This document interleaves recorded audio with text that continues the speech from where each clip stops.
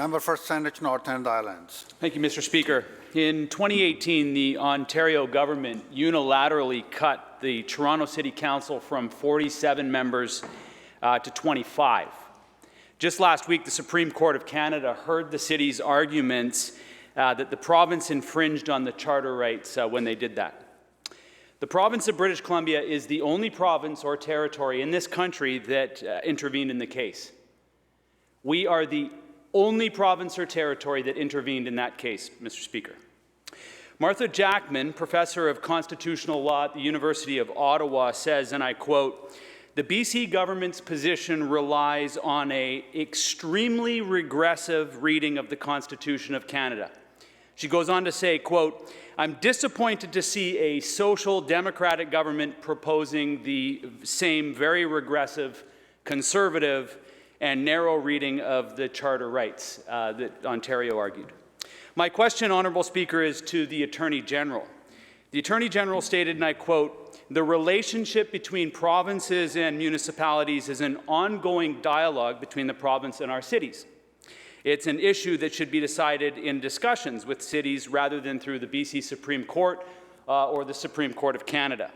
Does the Attorney General still believe this to be true? And if so, why has the government decided to intervene in the case from Ontario?" Attorney General. Thank you very much, Honourable Chair. I read the same Tyee article as the member did. The member will know that it's a difficult thing for an Attorney General to comment on a case that's in front of the court, which the member acknowledges is the case. So I will certainly say that I agree with the quote from me that the member read out. Members. That we are better off working with municipalities about how we work together rather than having the court decide that for us. It's an important issue that's in that case. I look forward to the court's decision. And I'll just note that we're the only province intervening in favor of the federal carbon tax as well. You know, simply because we're the only province is not an indication of the province's position or the progressiveness of that position. What is are our arguments in front of the court, and we look forward to the court's decision. Member for Saanich North and Islands on supplemental. Thank you, Mr. Speaker. And I remember the time that I was at the local government table. In fact, I'm a member of this assembly because of the frustration that I felt of the top-down relationship between municipalities and the province.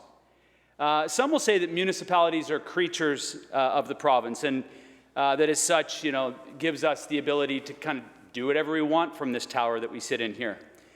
Municipalities are not our junior partner, Mr. Speaker, nor is local government the training ground for provincial or federal politicians. They are our partners in delivering democratic governance.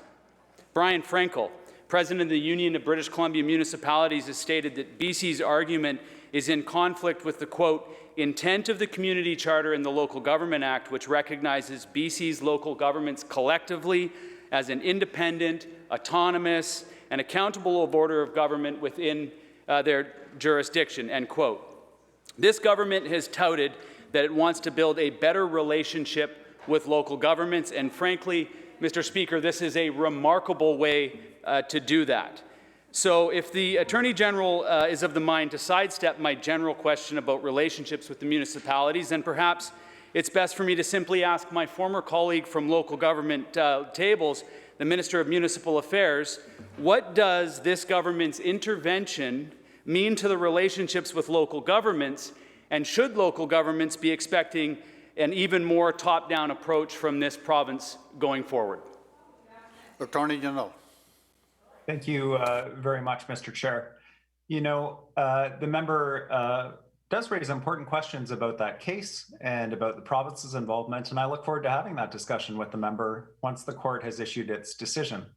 I'll note that the evidence for our province's approach to municipalities was best demonstrated this week in the city of Victoria, where we entered into an MOU around our respective areas of jurisdiction, and this cooperative approach with the city is not unique. We're in similar discussions with Vancouver, Grand Forks, Hope, and we were in Penticton. Doesn't always go well, but our spirit of cooperation is there. And for those cities that want to work with us on the difficult issues of the day, we are there. And I know my colleague, the Minister for Municipal Affairs, is there as well. I look forward to working with our partners in municipal governments wherever we can do it. Thanks.